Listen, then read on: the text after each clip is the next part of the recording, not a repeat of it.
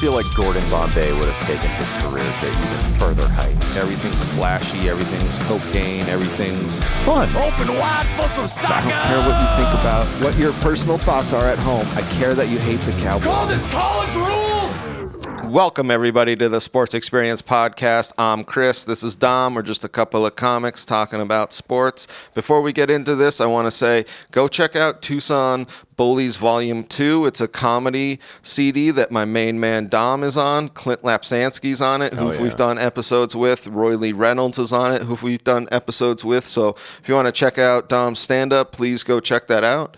And then let's get into our episode. Yeah, I like how our intro had, as long as you hate the Cowboys. Oh, I know. It's one of the... I was like, damn, that's great for this. I know, it's a great one. Back on the gridiron, Chris, who we got? We got Troy Aikman, probably the best Cowboy. It's hard to say. I was thinking about this. Like, it's in this franchise, would he be the best, or would we put even like Bart Starr, you know? Well, I mean, you mean Roger Staubach? Oh, excuse me. Yeah, Staubach. Yeah, I feel like if you mentioned Bart Starr to any Cowboy... We were talking Packers. That's what... I'm sure that there's a... man who sells propane and propane accessories who likes Roger Staubach more. But Troy Aikman, definitely, if he's not the best quarterback of the 90s, which is debatable with Steve Young, he's at least top 3. Oh, yeah. Yeah, because the dong slinger hadn't come into his own. And trust me, I'm going to see if I can make a dong slinger reference in every episode. I was going to say just one? Just one? Yeah. But yeah, that's... Troy Aikman. Yeah. Not him, Brett Favre, but yeah. All right, getting into it. Troy Aikman, born November 21st in 1966 in West Covina, California.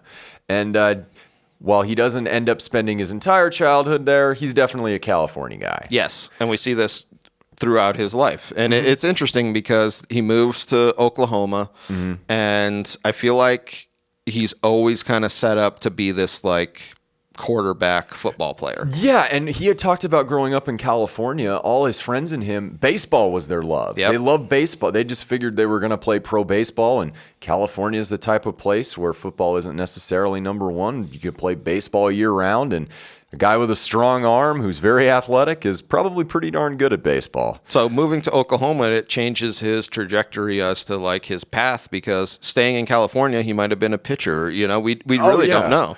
His dad moved him to a farm in Henrietta, Oklahoma. He had talked about the work ethic that comes into working on a farm. Didn't really like, because it's a huge culture shock moving from the LA area over there. But, football is big in Oklahoma, and that's kind of what he ends up moving towards. At Henrietta High School, was all-state performer, football and baseball, obviously. The Mets were even interested in signing. Yeah, they offer him a contract. They're like, if you want to play baseball, we're into it. But do you like cocaine and amphetamines? Because this team has guys who do it. And he's like, no. And the Mets were like, shucks. You're probably. And this is when the Mets scouting department was actually good, so I'm sure this guy had game. Yeah. Also found out that he was the 1983 high school state typing champion. I saw that. I thought that was hilarious. That is just great. Typing. I'll tell you typewriter. What. It was his right arm was going twice as fast as his left. That's how fast he was. Just like da-da-da-da. So he's recruited at a high school pretty heavily. One of the schools that tries to get him is Oklahoma State. And who's the coach? Jimmy Johnson is the coach. And Oklahoma State is kind of the little brother in the Big 8 to not only Oklahoma, but also Nebraska and those other schools. And as great of a job as Jimmy did at Oklahoma State, the level of talent there it was good, but it just couldn't get to that OU level. They're just not a big enough program. It really is. They're a smaller market, and Oklahoma, and this is what you see. It was just like, no, we want this guy. Yeah, and their coach is a man named Barry Switzer, won multiple national championships at the school. But to me, it's an interesting choice. Granted, you pick Oklahoma if you're from there, but Aikman is a passer. He is a strong-armed, classic drop-back passer, 6'4", 220. And Oklahoma's offense, they still run the wishbone, which previous episodes we've talked about those kind of option offenses. I know in the Hawaii 92 one, the flex bone. Basically, the big difference between the flex bone and the wishbone is instead of slot backs, you just have two tailbacks in the backfield behind your fullback. So it's interesting that he'd go to a school where they ran all the time, but Switzer sold him on the offensive coordinator and everybody else being like, okay, we're going to end up throwing it more. And he plays in his true freshman season in 1984. He was the first true freshman to start for Oklahoma since World War II. Since they were literally forced to start an 18-year-old because everyone else died. Yes, because everyone was storming the beach. And I thought it was interesting because you're right. I saw him say a quote where he was debating kind of like whether to go into this Oklahoma team, but he knew that they were such a great program that he was going to pretty much excel. Yeah, it's like I'm good enough to do whatever they want me to do, and as long as we're not running it 80 times a game, I think I'm going to be okay. Yep. And this was at a time when the draft wasn't like it is now. You saw limited amounts of college football games on TV, and Oklahoma was always on. Yeah. Well, you saw your region games, and then you saw a couple of bigger teams. Yeah. Notre Dame. These teams Oklahoma, that you can. These teams that you can know, but that's something that, like you were saying, really gives you a good draft stock because then everybody kind of sees you all the time. Exactly. And in 1985, he's the starter, and he goes out like gangbusters for the Sooners. They beat Minnesota. They beat Kansas State. They beat number 17 Texas in the Red River Shootout that year, which sets up a very pivotal game against the University of Miami, coached by Jimmy Johnson. Yep, who left Oklahoma State and starts to build this pretty much kick-ass dynasty over there. Yeah, and Aikman starts the game off great. He's 6 for 8 for 131 yards. I mean, he's carving them up, and Miami's defense is really good. And Michael Irvin's talked about this story where he goes to the defense and he's like, you got to get this guy out of the game. And Jerome Brown, who was a great defensive tackle, the late Jerome Brown, ends up breaking Aikman's leg. Yeah. And out of the game. I mean, out of the game, out for the season. And unfortunately for Aikman, their backup quarterback is a freshman named Jamel Holloway who can run the wishbone. I was going to say they have wishbone personnel already on their team. He really fits more into their scheme, and I feel like that's how great Troy was like they were fitting this square peg into a round hole, and literally he was fitting into it. Yeah, he was a great in that game against Miami. He's a great square peg is what we're saying. Yeah, but you're right. When they brought their backup quarterback in, another freshman, their offense really just didn't miss a beat. It didn't miss a beat. Shit, they ended up winning out after the Miami game, which they lost, and they won the Orange Bowl and won the 85 national championship, which leads Aikman to go, well, they're definitely not changing from the wishbone now. Yes. So they don't have the transfer portal. Basically what you did if you wanted to go to a D1 school in those days is you sat out a year. So he has a lot of options because teams are just like, oh, no, we want him. And we actually throw the ball. And a gentleman at the University of Miami named Jimmy Johnson is looking for a new quarterback after Vinny Testaverde leaves in 1986. He said he almost got him to come, and I feel like one of the things that was like got him to go, because he ends up going to UCLA. Mm-hmm. One of the things that got him to go to UCLA was he was going back to California. Going back to California, number one, and Barry Switzer wanted to do right by Aikman, and he was friends with UCLA's coach Terry Donahue, who had a passing offense. And I wanted to bring this up because nowadays transferring is a lot easier. You don't really need like a coach to back you up. Switzer knew that he was like, no, I need to help Aikman get this which is kind of ridiculous to think of, but like he really set this up to put him on a team that will make him excel, even though him going to Miami would have been awesome. No, but I think Switzer probably pushed him in that direction too, knowing you'll probably end up playing Miami again at some point. I know. And he will carve the shit out of you. I don't want to see you. Go back to California. We love you. Bye. Please go to the West Coast. Yeah. But Aikman comes in. He sits out 86, comes in 87, and really does a fantastic job for the Bruins. Yeah. And goes 20-4 in his 2 seasons, 10-2 records. The 87 Pac-10. It's always weird. I always get it's Pac-12. I know. Because like when we grew up, it was Pac-10. So you always got But the 87 Pac-10 Offensive Player of the Year. They win the Aloha Bowl over the Florida Gators. And then in 88, he wins the Davey O'Brien Award for the nation's top quarterback.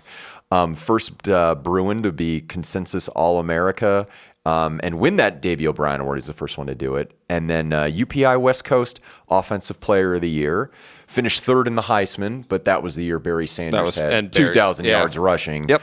And they go 10-2 again. They beat Arkansas in the Cotton Bowl 17-3.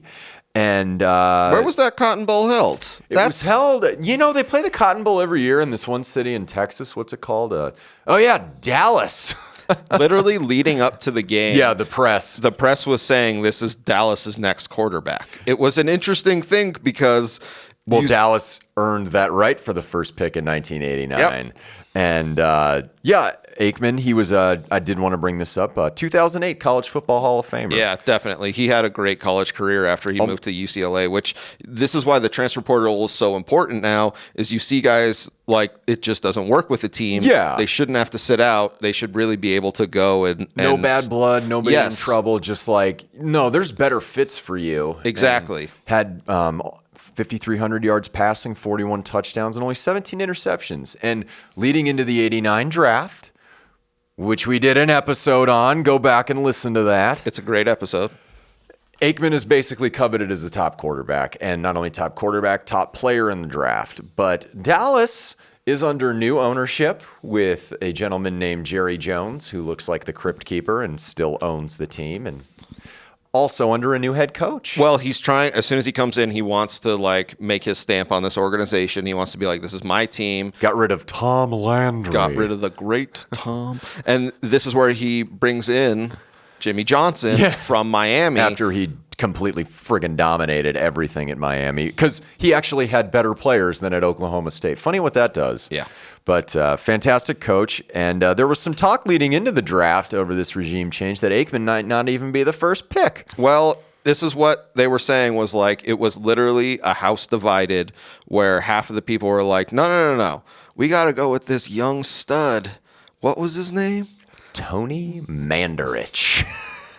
And it was interesting because they said they worked him out. Everybody was unbelievably impressed with it. They were like, steroids will do to you. how are we not picking up this freak of an athlete? And my favorite quote was that Jimmy Johnson said was, and it kind of like shut everything down, was like, we need to build this franchise, and you don't build a franchise around an offensive tackle. Yeah. Like if we have a team that we can like do this, but he's just not the guy, like without a quarterback, why would we get a great offensive tackle? Exactly. Like, what's he going to protect? Like a sack of potatoes? And Exactly. shit? Like, come on. And that's when Aikman goes out. I remember we brought this up on our draft episode that Mel Kiper Jr. actually, because sometimes he says something so right. He was just like, I think Aikman's going to be the best quarterback. And you're just like, oh, okay, that was pretty good. Good job, Mel. Yeah, Why don't you 'cause add more pomade to that Eddie Munster hairdo you got there. love that's it. happening. But the problem for Aikman is, granted, he's surrounded by a great coach and a great coaching staff. The problem is, going into 1989, the Cowboys, outside of our man, Herschel Walker, also an episode you should listen to, are complete and utter dog shit. They're the worst. Yeah, I mean, they're very bad, and they decide for whatever reason to play Aikman and play him a lot. And there was a Dallas, I forget if he was a sports writer or a radio guy. He said something. There was one game against the Eagles where he wore Reggie White and Clyde Simmons for the entire game. They went 0-11. With Aikman under center. And that's a good thing that you bring up, is that the Great Wall of Dallas is still being built at this point. Their offensive line, which we'll get into later in this episode and talking about Aikman's success and the team's success. But that year in the supplemental draft, I don't know if you read anything about this. You know who played in the other games at quarterback instead of Troy Aikman?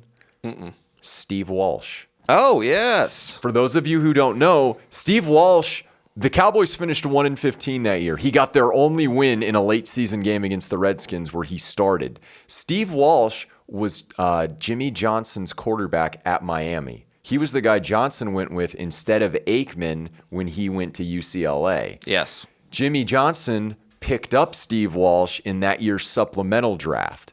And there was talk in 89 where, Aikman was struggling, where some of the coaches on that staff were saying, maybe we need to move forward with Walsh. But Johnson has talked about this where he's like, no, I knew Aikman was the guy.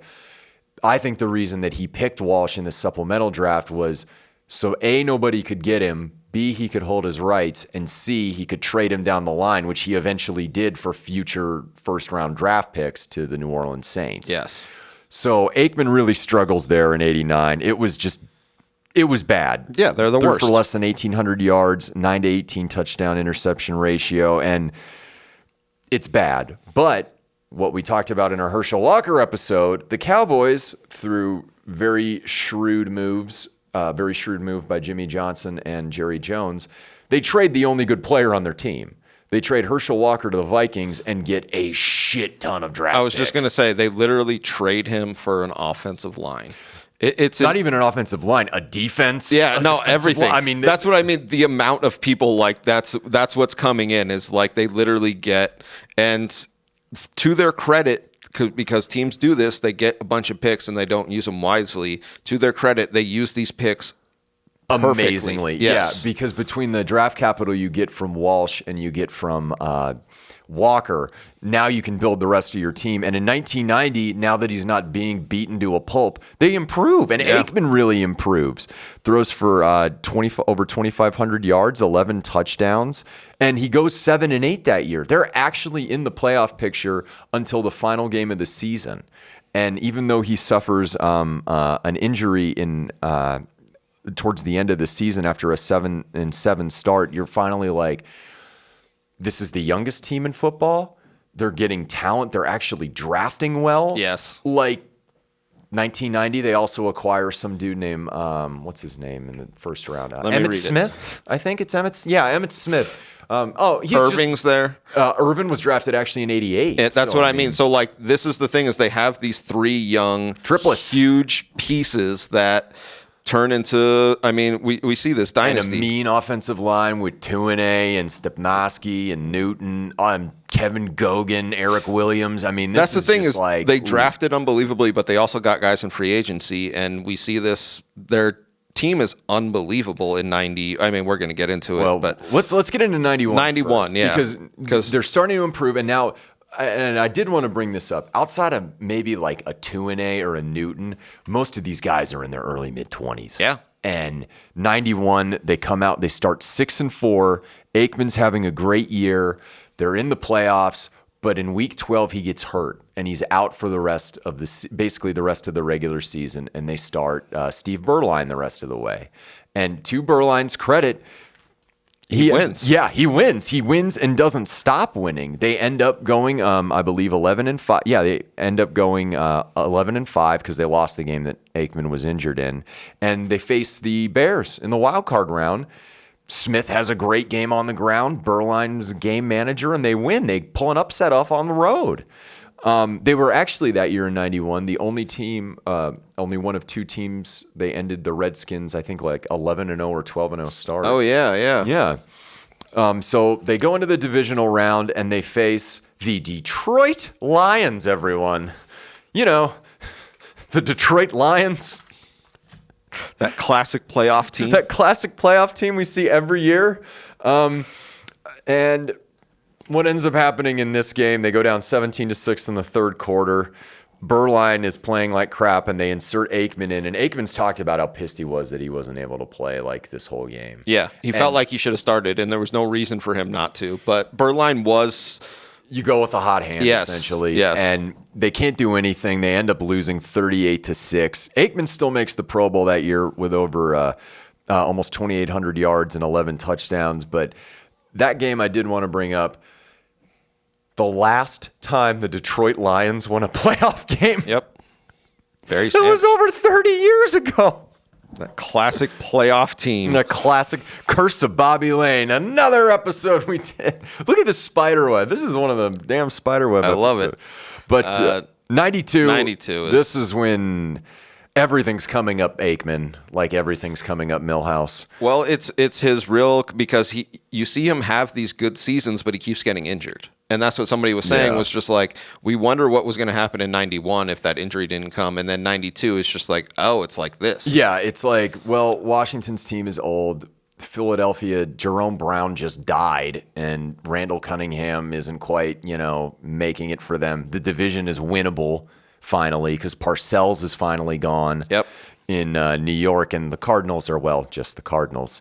And this is Aikman's probably best year in the NFL. He sets career highs for completions with 302, passing yards with 3,445, has almost 64% completion percentage, 23 touchdowns to 14 interceptions. So I did want to bring up, he made 6 Pro Bowls. He made them all from 91 to 96. Yep. So, I mean, this is the era where it's like Steve Young and Troy Aikman for the NFC.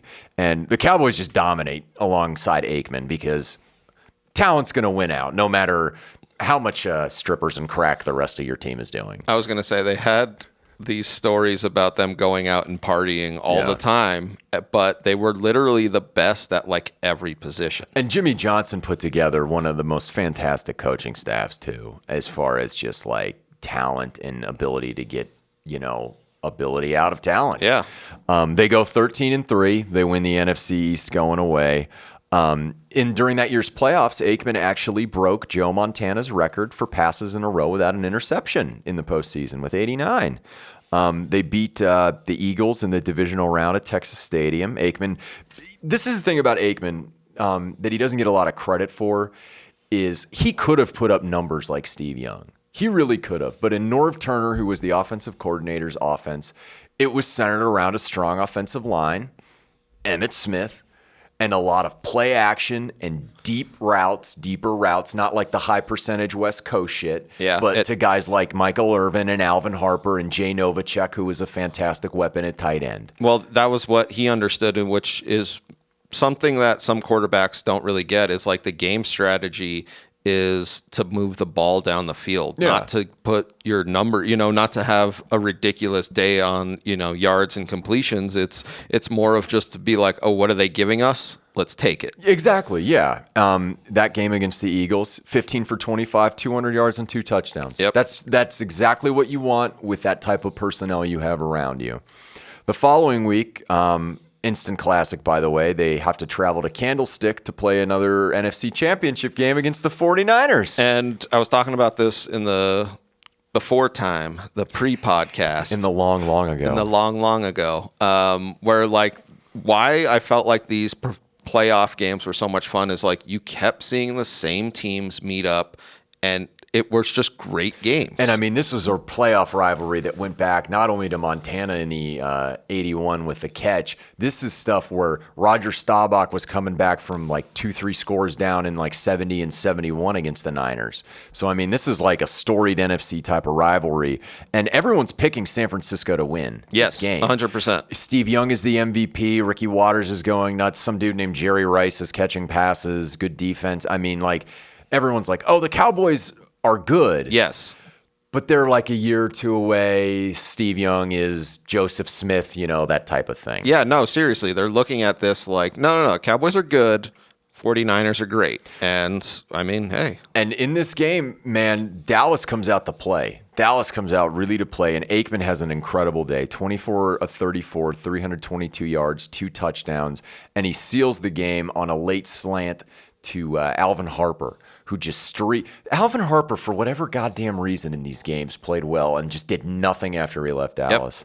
But it helps without when Michael Irvin isn't there. I was gonna say it's when you have other receivers that take all the coverage. When you have somebody like Jimmy Johnson, who's just like, here you go, here's a couple of passes in this game, and you're gonna catch them because you're gonna be open. Fucking yards. Yeah, because you're gonna be open. It's an interesting thing where some guys just need that extra little bit, and they can do it. Yeah, Harper was actually a sprinter at fucking Tennessee. That makes sense. Yeah, that makes he was sense. always their deep threat. Yep. Irvin did everything else, but in that game they end up winning 30-20, and they're in the Super Bowl.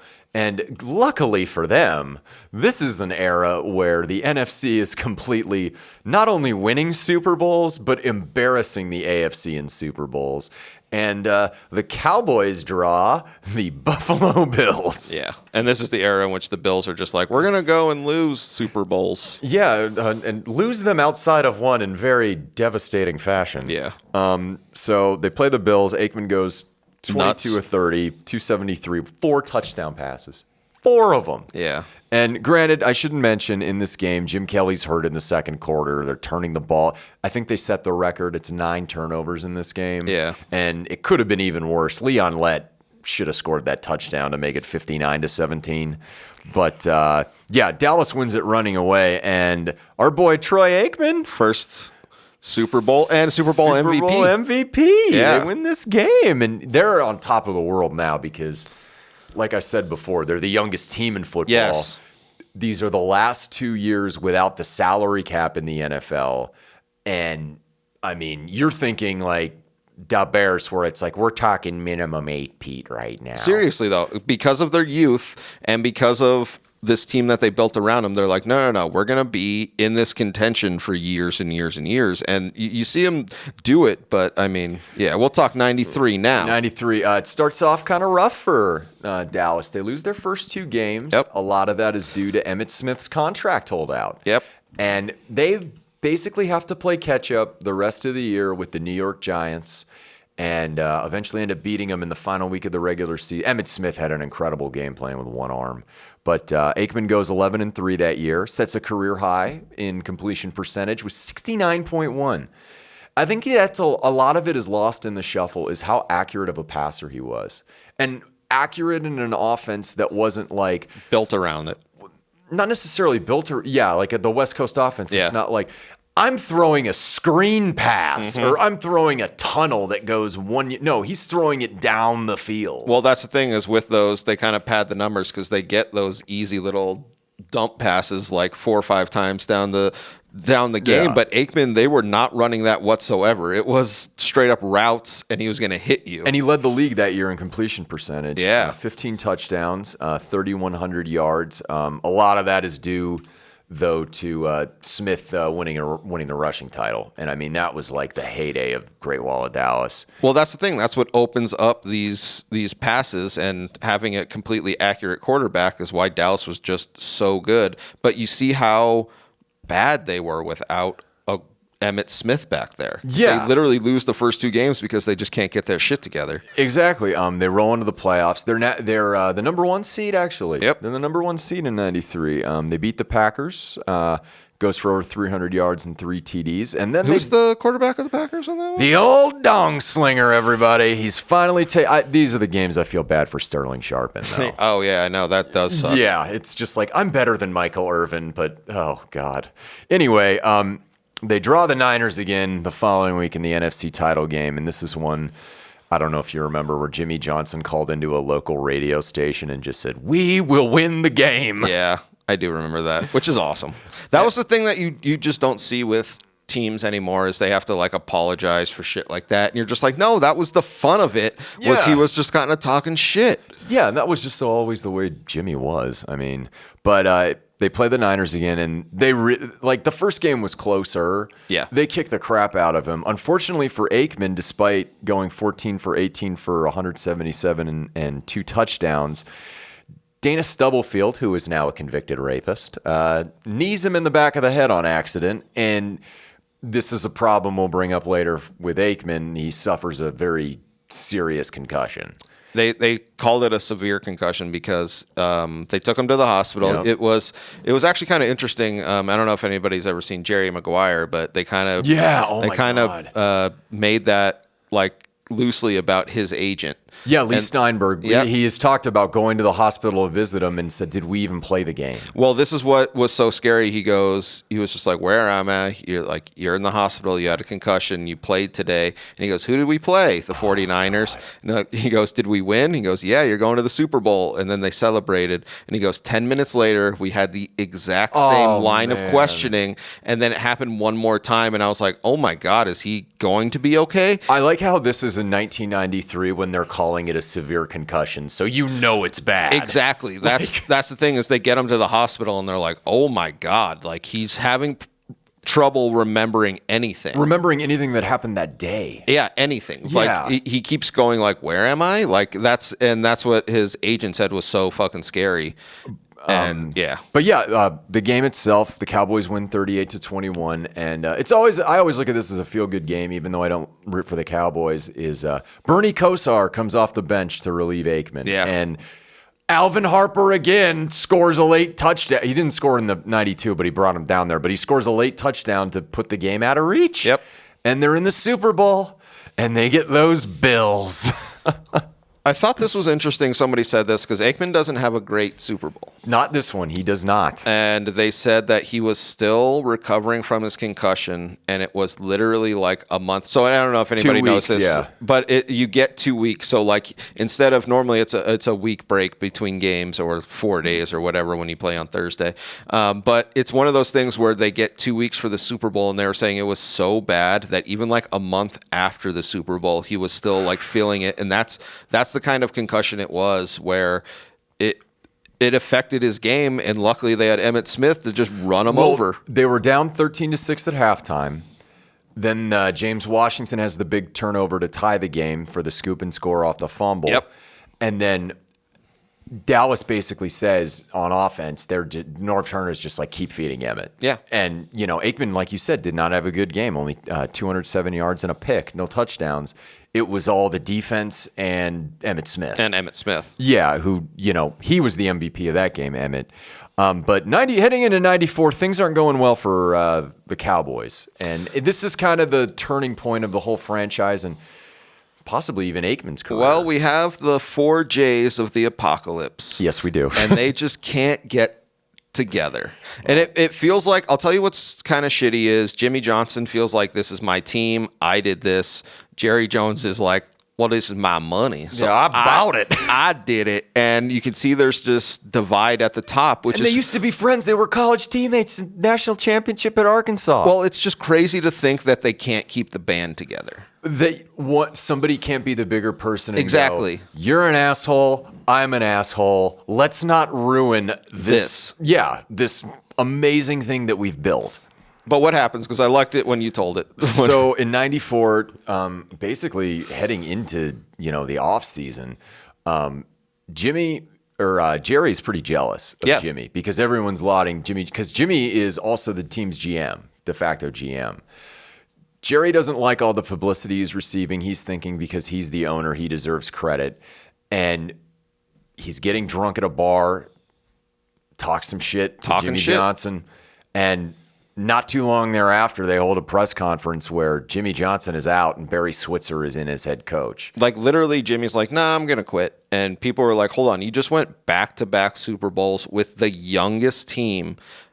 It's kind of ridiculous to think that, like we were saying, neither of them could have been the bigger man. Yeah, neither one decided to do it. And the difference between Jimmy Johnson and Barry Switzer is in college, Barry Switzer was a disciplinarian. Like he was a hard ass. And Jimmy Johnson in the NFL was a hard ass, a very disciplined guy. But guys loved Jimmy Johnson because not only did he win, he was a great coach.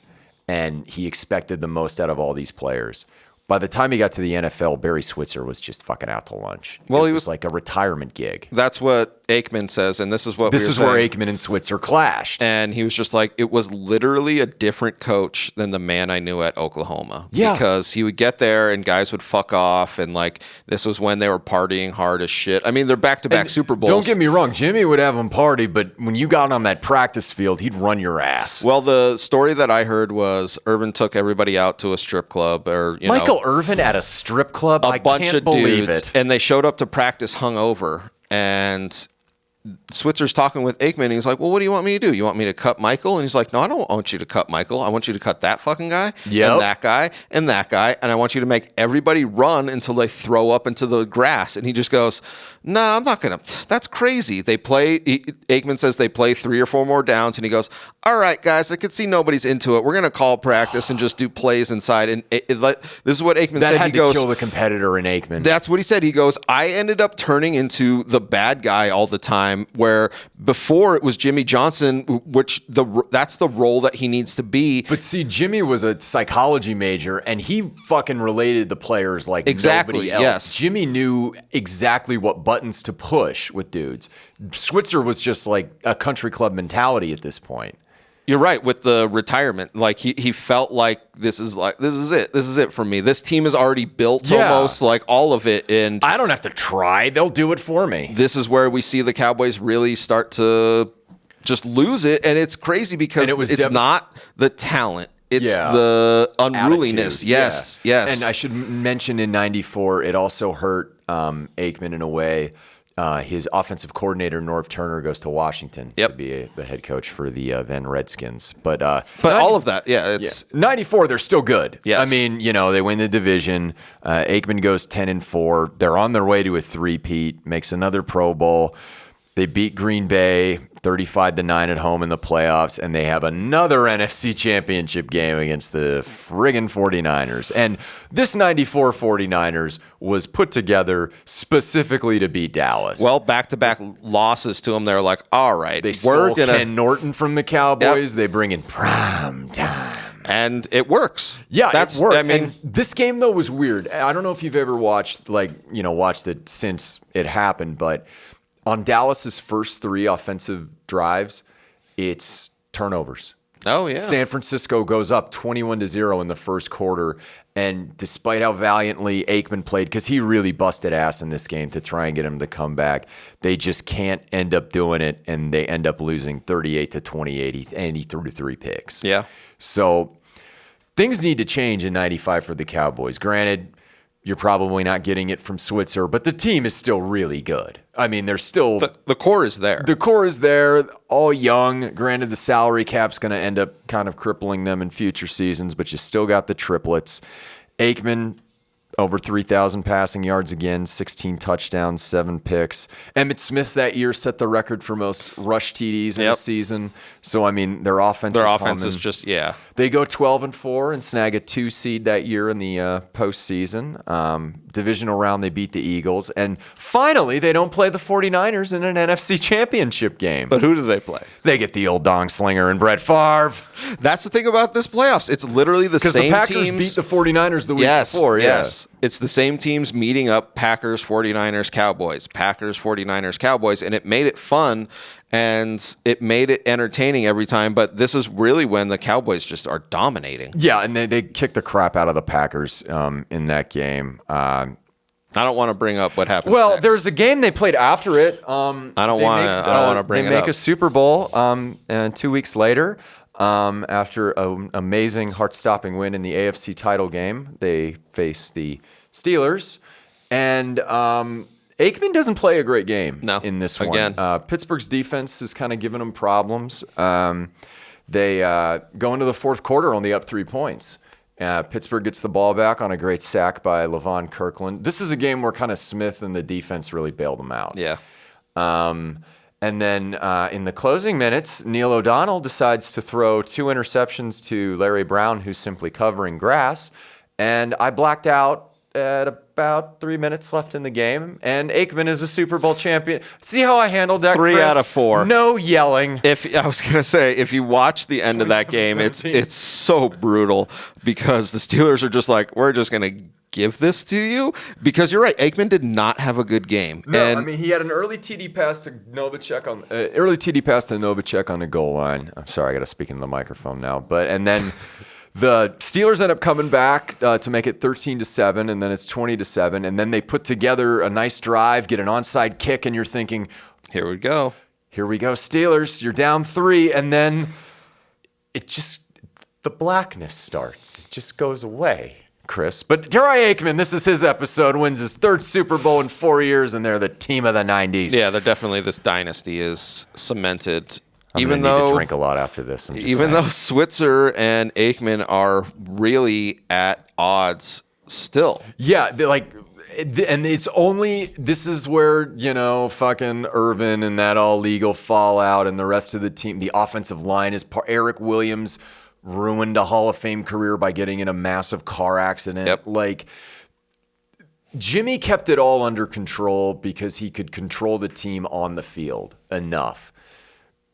Barry just couldn't do that. No. And it all festered and it all kept getting worse. And I've seen interviews with Aikman where he talked about it. He was like, this is miserable. It's just miserable. I have to, like you said, I have to be the bad guy. There's no discipline. And it sucks because this team is still so loaded. Well, he said after 95, because he was talking about coming into the NFL and having the time of his life, playing for Jimmy Johnson and all of that. Just like Swayze in Dirty Dancing. He had the time of his life. But after around 96, he was like, it was the worst period in football for me. And it was one of those things And where he's also getting concussed a lot. yes, and as this is happening. He couldn't grasp how he could change it. That was the other thing, was just like the inability to change the situation, because you're right, they're still stacked. They still have a great team, but they just can't put shit together. No, they and this is when the wheels start finally coming off. 96, they have another great year, win the NFC East again. Aikman goes 10-6, 3,126 passing yards, but this year he has more interceptions than touchdowns, 13-12. They destroy the Vikings in the wild card game that year, 40-15. And then, as we talked about in our last episode, They lose to the Carolina Panthers in Charlotte that year. Yeah. And I will note, since we are a pro Cowboys podcast, are we not? 1995 was the last year the Dallas Cowboys advanced in the playoffs to an NFC title game. It has been a quarter century of Cowboyless title game Super Bowls. And that's what you see, was people were saying, man, could they win, a ridiculous amount of Super Bowls, and it drops off so fast. And as you'll see with the rest of Aikman's career, not only does his career drop off the table, the franchise drops off the table basically until they get friggin' Romo. Yeah. That's just the way it goes. 97, I even wrote in my notes, country club mentality. Yeah. They bring in Anthony Miller at wide receiver. They're really putting in free agents onto their team, but they go 6-10. They go 6-10. Aikman, first losing record since 1990. Yeah. Aikman has a decent season, almost 3,300 passing yards, 19 touchdowns, which is his most since 1992, actually. But the issues with Switzer just kept coming up. Yeah. And by that point, Jerry's had enough of him. And after the season, they bring in the Steelers' offensive coordinator, Chan Gailey, as their new head coach. And unfortunately for Aikman, he was limited because of injuries to only 11 games in 98. So they go 7-4. They still win the NFC East. The problem is, and he has a great season, 12 touchdowns, 5 interceptions. The motivation isn't there with the rest of the team. That's what it feels like. It's an interesting, because you could tell Troy is unbelievably competitive, and you could almost see that that's not throughout the rest of the team. It's not. It doesn't trickle down. No. Essentially. And they draw the Cardinals of all teams in that wild card game at Texas Stadium. And to their credit, for the first time since 1947, the Cardinals won a playoff game. Yep. So, and that's what everyone was saying, was like, this was such a surprise. Dude, I remember at the time thinking, like, I'm probably 11 thinking, like, I don't do drugs. What is going on? What the hell? But lose that game 20-7. And 99, limited again to only 14 games. It's a middling season for him. 7-7 record, 12 touchdowns, 12 interceptions. Lose to Jeff George in the playoffs and the Vikings. So, I mean, granted, and this is the last season of the Triplets. Yeah, last season of the Triplets. Outside of an amazing opening game in Washington where Rocket Ishmael, of all people, played well. Another spider web for this episode. Yep. It's really... The Rocket. It's really crappy. Yeah. And the end of his career sucks, yeah. And then he goes into 2000. Irvin's gone now. Only goes 4-7 this year. And this is where everything really falls apart for them. And then in a game against the then Redskins, LeVar Arrington blasts his ass, and it's his 10th recorded concussion. I was just gonna say the exact same thing that you said. It's his 10th recorded. So they were not recording him back then. So he was probably in his 20s. You basically had to have those NFC title game concussions for them to acknowledge that you had a concussion in these days. And this ends up being his last season. Something I saw, which is such a football player thing, because they brought it up nowadays. They were like, oh man, all those concussions, that's what made you retire. And he just goes, no, I had back pain. Yeah. And that's literally was just like, I didn't want to get injected in my back. The concussions for me weren't shit. And you think about that, you're like, that's weird, because other guys, that would have been it. But for him, it just wasn't. He was such a tough dude, though, and a gamer. I mean, say what you will about the rest of that Cowboys roster. Aikman was just a stud, dude. I mean, and he was the engine that drove it all. Yeah. If you think about it. I mean, really the first guy there, last guy to leave. I mean, And he even thought about comebacks, I had read. Well, I saw this and I thought it was absolutely hilarious. So Donovan McNabb breaks his ankle For the Eagles. for the Eagles. Andy Reid he gets in contact with Troy Aikman, and Troy's like, call me, or Andy's like, call me during the halftime, and he calls him. He's like, hey man, what's your thoughts on coming back to the NFL? And he's like, I'm calling the game right now. Yeah, right. And he's just like, no, I know. So he's on the phone in Eagles Stadium, and an Eagles fan walks by and says something like, go back to Dallas, you queer. And then Troy gives this thought, and he's just like, you could never play for the Eagles after the I don't Cowboys. think I could do it, Andy. Like, it's so fucking, that would have been so awesome. Chris, they booed Santa Claus. Exactly. You don't think they would... They would stab him. They would throw fecal matter at Troy Aikman if he played for them. I can't believe Andy had that thought, but I bet Andy was just like, okay, is there a top quarterback that we could just inject? Well, I'll tell you what, Troy's calling this game. Freaking Andy Reid probably had low blood sugar because he probably didn't get the rotisserie chicken at halftime that he always eats. But there were a couple other comebacks, though, where Closer ones. Yeah, Dave Wanstead, who was the defensive coordinator and later Bears coach, and then the Dolphins wanted him to come back. And there was also Norv Turner was coaching in San Diego, but they had signed Doug Flutie. They signed Doug over him, and I people bet thought he would have went to San Diego. Well, people thought he was going to go because Turner was there, and like that was the thing that Go back to California. Yep. I mean, America's greatest city, as I always say. But yeah, he finished his career, retired April 9th, 2001, as the all-time leading passer in Cowboys history, 32,942 yards. He had 90 of his 94 wins in the 1990s, which that was a record for a decade's amount of wins until later Peyton Manning and Tom Brady broke it, which is really freaking good. Yeah. 165 career touchdowns, 11-4 postseason record, and 3-0 in Super Bowls. That's amazing. I love the 3-0 in Super Bowls. He's like almost Joe Montana. Yeah. But yeah, in 2006, inducted into the Pro Football Hall of Fame, which obviously, Yeah. Definitely. And like you said, you can make an argument, one of the best quarterbacks in Dallas Cowboys history, or the best in Dallas Cowboys history. And now you see him every damn Sunday during the fall and winter.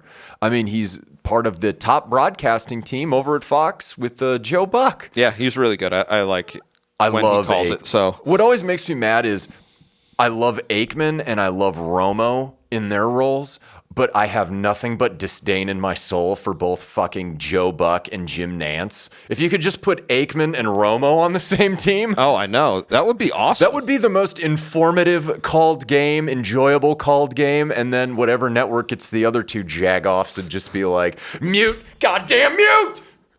It's so true. I feel like they put someone that's good, that's likable with someone who's not. And you're just like, Nance, if you don't shut, you Nancy boy. Nance, if you don't stop thinking about Phil Simms' dong right now, we're going to end this telecast. All right. Thank you all very much. Troy Aikman. Follow us on YouTube, Instagram, all that good stuff. Thank you.